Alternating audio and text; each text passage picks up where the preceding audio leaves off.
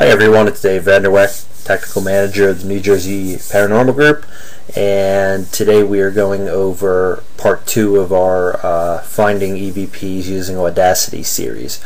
We presented part 1 in January at our Sussex County member meeting, and part 2 was also done in February at the same meeting, Sussex County. In part 1 we did talk about how to find EVPs using Audacity, how to save them, some of the basics of Audacity. In part 2 we're still calling it Finding EVPs using Audacity, but I'm going to steer you away from using the word finding, and I'll explain why briefly. In this series we're going to be going over 6 or 7 different filters that are used in Audacity. Ones I use to try and clarify, which is a word I like to use better than finding, clarify my EVPs. This is assuming that you've already found an EVP on your audio. You're just not quite sure exactly what it says due to the background noise, foreground noise. The audio might be very faint, so you want to do a little something to try and enhance it or just make it a little clearer so you can document what the EVP may say. So we're going to use the word clarify. If you alter files enough, tweak them enough, change the frequencies, drop frequencies out, you will be able to find almost anything in there. It's just the nature of audio. You can make almost any audio sound like any audio by dropping out enough of it or altering enough of it. So we're going to steer more towards clarifying. We just want to clarify what our audio files are saying. But we're not going to use these techniques to go hunting for EVPs within our files. So let's get started. So in the first series, and if you have not taken the first series, I would advise jumping back and grabbing the first series video and presentation and taking that first before you do part 2, only because it gives a little bit more groundwork that will make this a little bit clearer. But basically, not to reiterate this, but we went over a few characteristics of EVPs, which are that EVPs have a distinct cadence, pitch, frequency, and volume. And you'll see how that comes into play a little bit more with the filters today. The filters allow us to do some adjustments or tweaking to this to help us hear the sounds. And again, as we had mentioned, also you have precursor sounds that you may hear on the audio, which are the popping and clicking noises, which there are ways to remove those, but in typical style, you want to try and leave them when you're presenting your EVPs, just because it gives a little more credence to the EVP. So we're going to go over some acoustic facts here, and again, I don't want to get too much into the technical of audio. I'm not trying to make anybody into an audio specialist here, an audio engineer. That takes years and years of schooling, even years and years of schooling that I don't have. So I'm just giving you the basics of my extent of my knowledge. And if you want to do a little more research on your own, you're welcome to. But these are just some basics that may help you understand the filters a little bit better. So in general, most human speech ranges from 300 hertz to 3,000 hertz, about 3 kilohertz. Basically what that is when I'm talking normally, the voice you're listening to right now, most of the sounds coming out of my mouth are going to be between the 300 and 3,000 range.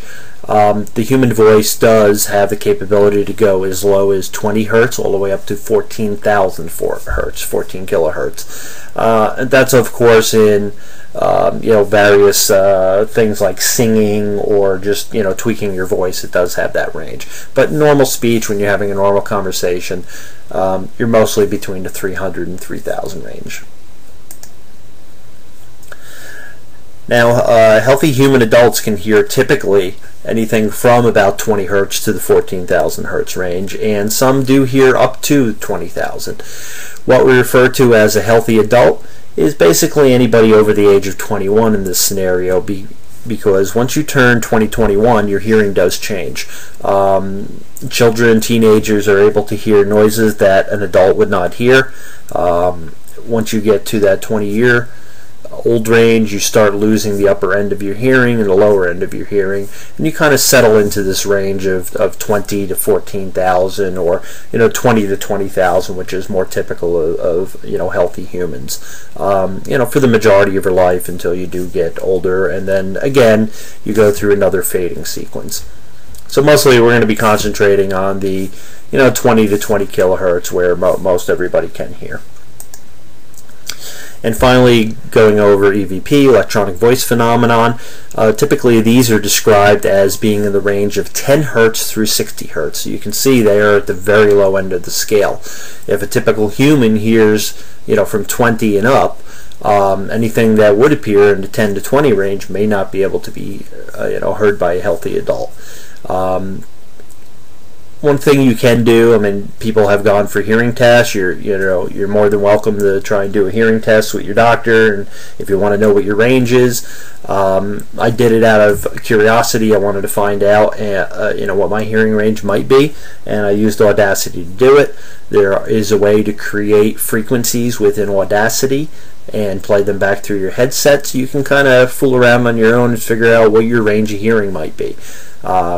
I can definitely put together a tutorial for this. If people want to know how to do it, please email me, hit me up on the forums, ask me at the next meeting. But I did go through myself, and I found that I can hear basically from 4 hertz up to a little over 20,000, about 20,500. Once I got to 20,600, couldn't hear the frequencies. Once I got below 4 hertz, I couldn't hear the frequencies. So I was kind of shocked to see that my range was 4 hertz all the way up to about 20.5 kilohertz. But it does explain why, when I'm listening to different audio files, EVPs, I do pick up on some odd low frequency noises, and I hear a lot of different background EVPs that others may not. It's just the nature of every human's going to be a little bit different. So please, again, if you want to know what your range is and you want to fool around doing this in Audacity, please ask me at the next meeting, and I can show you how to do it. So moving on to our filters, and as you see, I scratched out the word find because we want to use clarify. We're not going to use this to hunt or find EVPs inside our audio. We want to use it to clarify the EVPs we have already found. So a few important tips when we're of course using filters and playing around with our EVPs, our audio files. One thing you want to make sure you never do is never present your altered audio files as your evidence. Altered files, altered audio can be called a fake. It can be thrown out immediately by your peers because there's no way of knowing whether you altered the file or tweaked the file enough that you're creating noises that weren't there. Another phenomenon that can happen is when you're changing speed, pitch, adjusting an audio file that much, and you're playing it over and over and over and over again trying to hear an EVP, you may find something that occurs called a phantom word effect. It's where you're hearing sounds over and over and over again, tweaked sounds, and your mind is trying to connect the dots, put it together, and make sense of it, and your brain will eventually connect those together and come up with a word or a series of words that really aren't there. It's just your brain's way of connecting those sounds together. So a second tip also is, we're not discouraging you from including your altered audio because it does help your peers or help people when you have a blog site like Cynthia and I do. It does help people to be able to hear your EVPs. So you always want to make sure that you're going to use your unaltered EVP as your evidence. And then underneath you can say, and here we've modified it, we've adjusted the volume and done a filter on it, and this one is a modified version to allow you to hear the EVP slightly better. And again, it's open to interpretation. People are going to hear what they hear and believe what they want to believe, so it's good to put it out there as, here's my EVP, here's my altered file. Let me know what you think of it as the end listener. So now we're going to jump into the filters. So let me go over the filters briefly. We have quite a few filters that can be loaded into Audacity. There are a certain number of them that come with Audacity. You can get an add-on pack, and I believe the add-on packs are different between the PC and the Mac. But in general, most of the filters are the same. So we're going to be using filters that should normally come in your default installation of Audacity. So when you download Audacity, put it in for the first time, you will find these filters there. So the built-in filters we're going to go over are amplify, high pass, low pass, noise removal, changing the speed, and reversing the audio. Now I'll step through all of these, and we're going to have demo videos of each one that you can jump into very easily, not have to go back and forth between the different audio, different filters, and then listen to different videos. You'll be able to go back and review each of these 6 filters as a separate video at any time if you want to see the Audacity tutorial. So let's